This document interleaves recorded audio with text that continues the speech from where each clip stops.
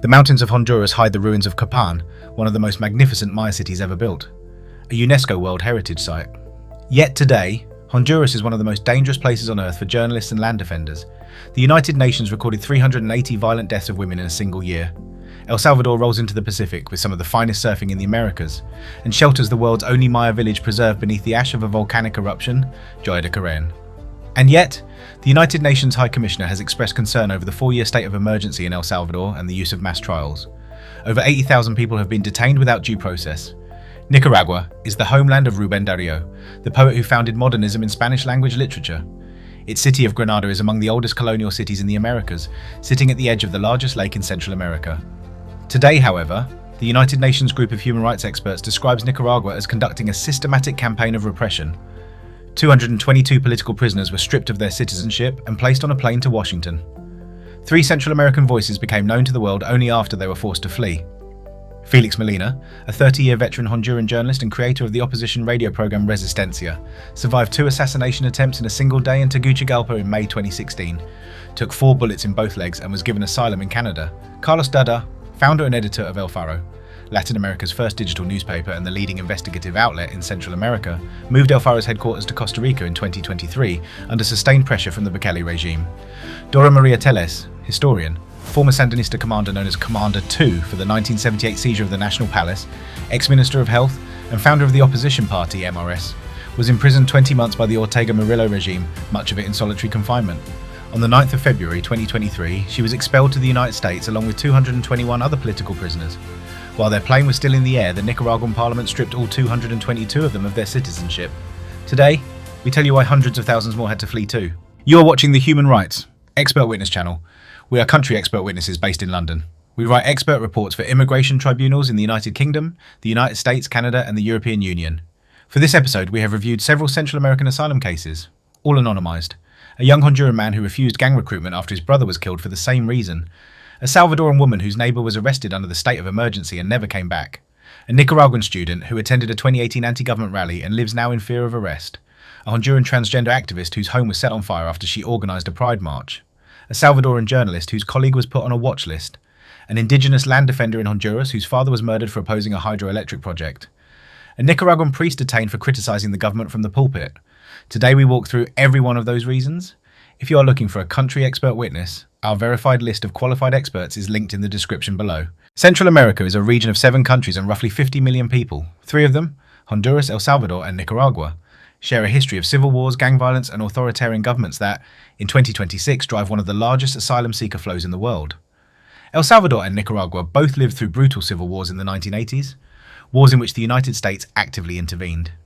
In Nicaragua, the Sandinista Revolution of 1979 overthrew the Somoza dictatorship. The Reagan administration funded the Contra Rebellion in response. In El Salvador, a military government fought a left-wing insurgency. United Nations Truth Commissions later documented massacres on a massive scale. Honduras was not formally at war, but it served as a base for both conflicts. The country militarized. Death squads operated freely. Out of those wars came 2 large gangs, Maras Subcuestos, known as Maras. Mara Salvatrucha, MS-13, and Barrio 18. Both were formed by Salvadoran refugees in Los Angeles in the 1980s and deported back to Central America in the 1990s when the United States changed its immigration policy. The gangs grew in the vacuum left by post-war states. By the 2000s, they controlled entire neighborhoods in San Salvador, Tegucigalpa, San Pedro Sula. Forced recruitment of children began at age 12 or earlier. In 2019, Nayib Bukele became president of El Salvador.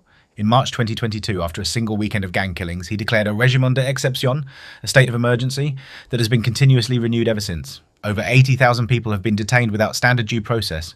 The prisons have grown into a system called Centro de Confinamiento del Terrorismo, designed to hold 40,000 inmates. I am concerned about the 4-year state of emergency in El Salvador and the use of mass trials. Efforts against organized crime need to be undertaken in line with due process. I'm also troubled by reports of high numbers of deaths in custody. In Nicaragua, Daniel Ortega, once the revolutionary leader who overthrew the dictatorship, became the dictator. He returned to power in 2007. In April 2018, mass protests began against social security cuts and quickly grew into the largest anti-government movement in the country's recent history. The government's response killed more than 300 protesters. The United Nations Human Rights Council created the Group of Human Rights Experts on Nicaragua in 2022 to investigate. The group's findings year after year use the same word, systematic. With individuals with chronic health conditions being at particular risk, and women detainees systematically being denied sexual and reproductive healthcare services. Honduras held elections in 2021 and elected Xiomara Castro, the country's first woman president. She inherited gang violence, narco-politics, and the unsolved murder of Lenca indigenous leader Berta Cáceres. Her government's record is mixed. Honduras remains deeply challenged by several long-standing structural obstacles to the enjoyment of human rights. Persistent violence, including gender violence, land conflicts, and impunity, are emblematic of some of the country's most acute human rights issues. And this is where we are today. Now, we will show you who is in danger. If you're in Honduras, El Salvador, or Nicaragua, and you belong to any of these groups, you may be at risk. 1. Young men of recruitment age, 12 to 25, targeted for forced gang recruitment. 2. Anyone who has refused gang recruitment, refused to pay extortion, or testified against a gang. 3. Relatives of gang members, witnesses, or police officers, including children used as messengers. 4. Women and girls facing gender-based violence. Femicide rates are among the highest in the world. 5. Gay, lesbian, and transgender people. Honduras alone documented 47 killings of LGBT plus people in a single year. 6. Journalists, bloggers, media workers. Multiple murders. Forced exile. Editor offices raided. 7. Political opposition. In Nicaragua, prison or exile. In El Salvador, arrest under the state of emergency. 8. Human rights defenders, indigenous leaders, environmental defenders. Berta Cáceres was only the most famous case. 9. Catholic and Protestant clergy in Nicaragua. Bishops have been imprisoned, priests deported, dioceses closed. 10. Anyone detained under El Salvador's state of emergency, no charge needed. 11. Nicaraguans stripped of citizenship in absentia, over 400 to date. 12. Relatives of those in exile, used as hostages. If you recognise yourself in this list, keep watching. If you're in a similar situation, you can find a list of country expert reports for Honduras, El Salvador, and Nicaragua on our website. You can use them as evidence in your asylum claim. You can also find a verified list of country expert witnesses on these countries. Link in the description.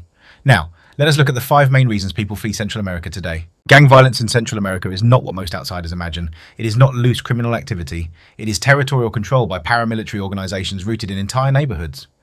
Mara Salvatrucha, MS-13, and Barrio 18 operate as parallel governments in much of urban Honduras and El Salvador. They control which children go to which school. They charge rent to bus drivers, food vendors, even tortilla shops. Refusing to pay extortion can mean death within 48 hours. Forced recruitment is the central reason for adolescent boys to flee.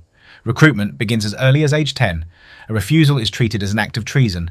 The standard response is to kill the boy and threaten the family.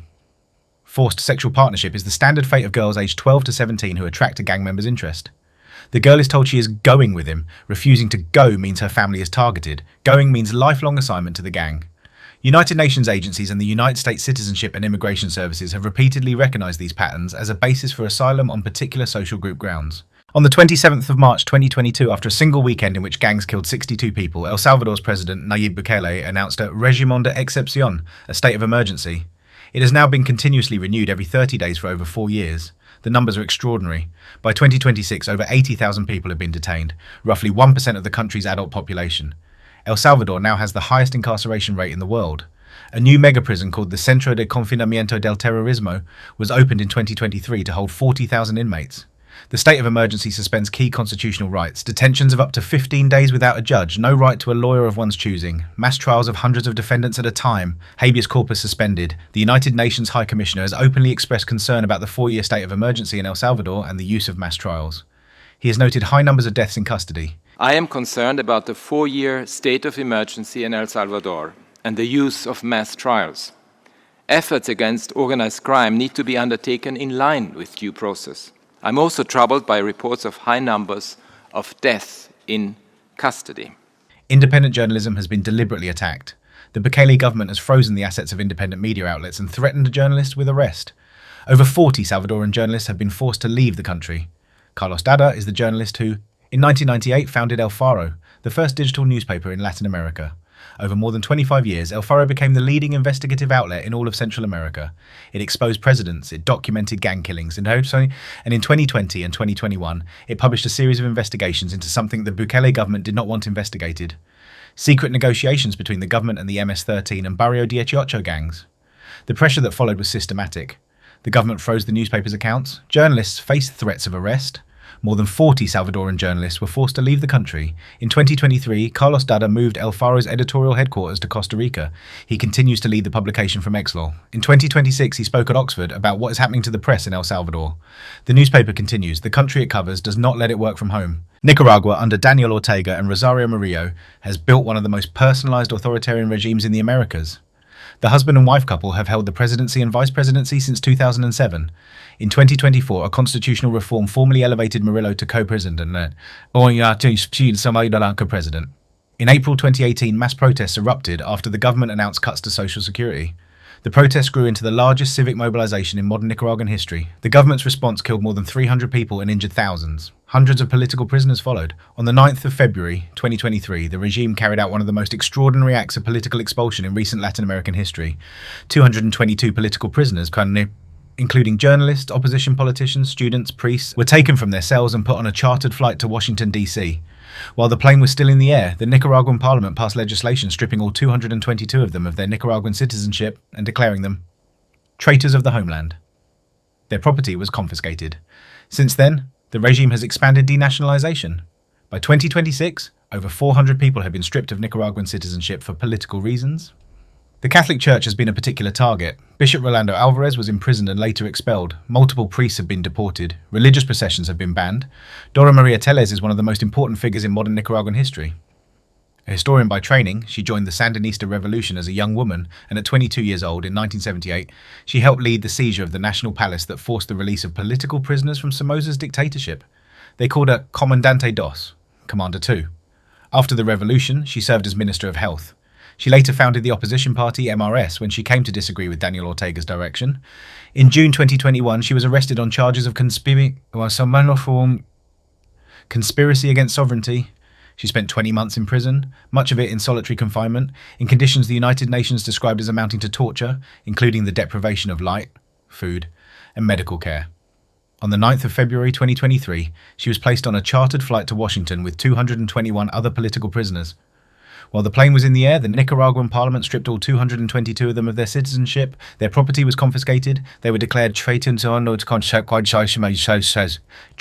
the homeland. Today, Dora María Téllez is a professor at Tulane University in New Orleans and a fellow at Harvard. She cannot go home. She has no country to go home to. Honduras has the highest per capita killing rate of environmental and land defenders in the world. The pattern is consistent. Indigenous communities resist a hydroelectric or mining project. The company hires hitmen.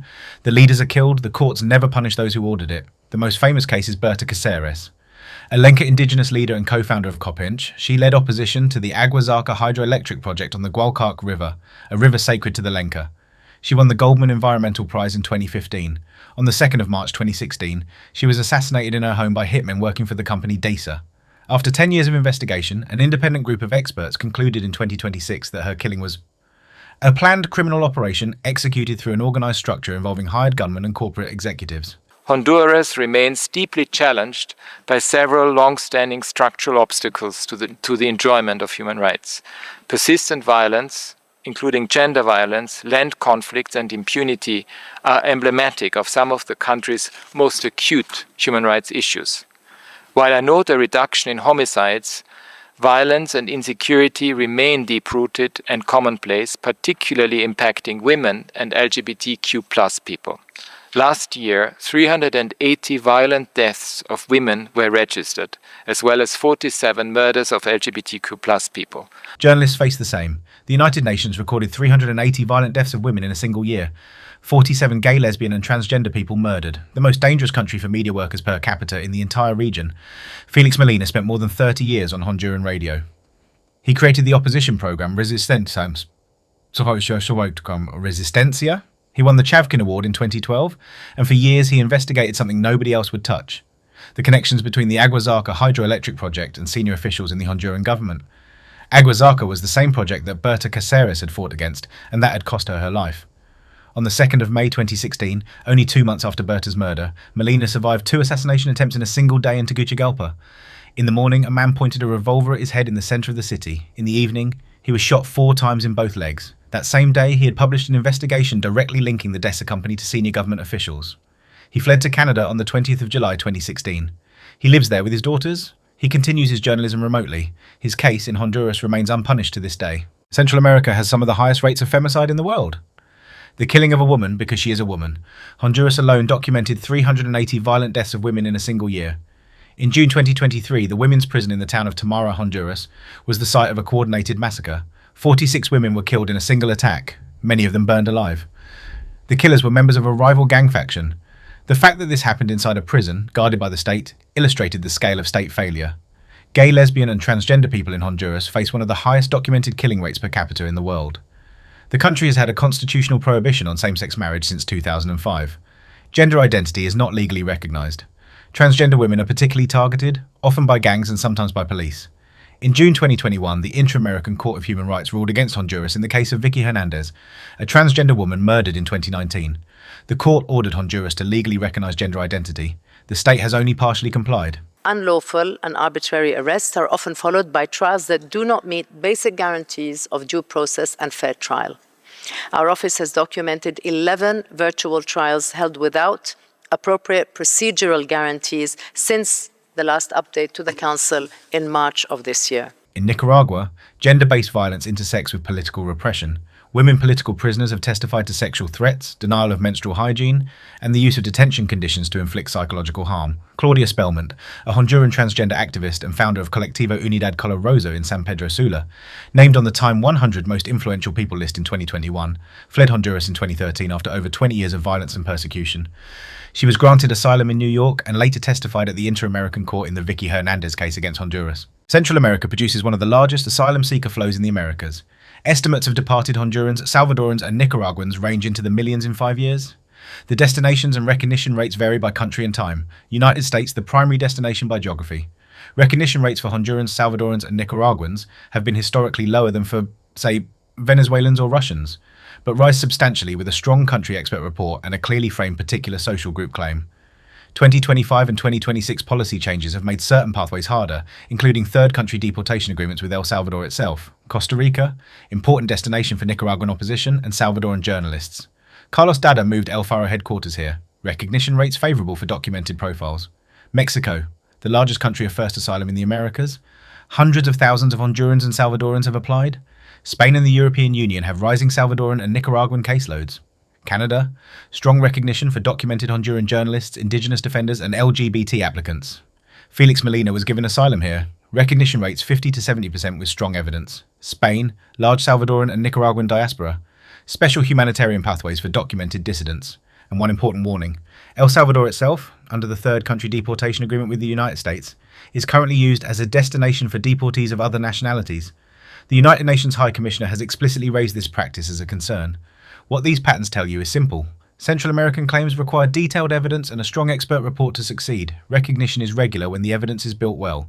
It is rare when the case relies only on general country information. Asylum is granted when the state cannot protect you from a well-founded fear of persecution on one of 5 refugee convention grounds. For Central America, multiple grounds are routinely engaged, but the case must be built carefully. Particular social group, the most common ground for gang-related claims.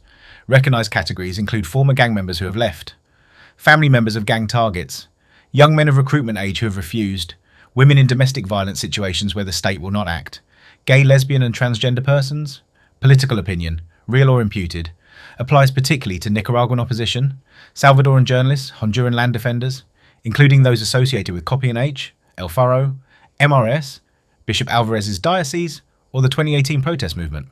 Religion, Nicaraguan Catholic clergy, Protestant pastors in conflict areas. Race, indigenous Lenca, Miskitu, Garifuna communities in Honduras and Nicaragua. Nationality, Nicaraguans stripped of citizenship, over 400 to date, face statelessness, a distinct asylum profile. The biggest question for a Central American case is internal relocation. Courts often ask, can your client not just move to a different city or another country in the region?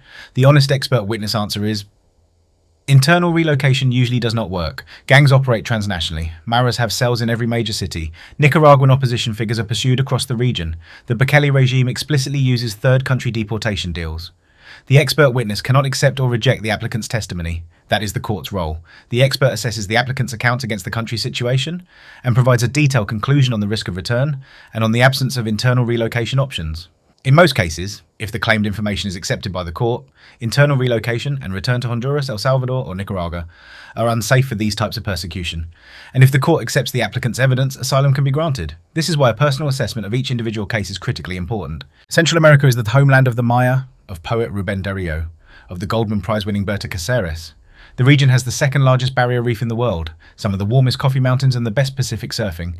None of that is in question. What is in question is the system that rules it. Freedom House rates Nicaragua as not free, the worst in Central America. Honduras and El Salvador are rated partly free with sharp recent declines.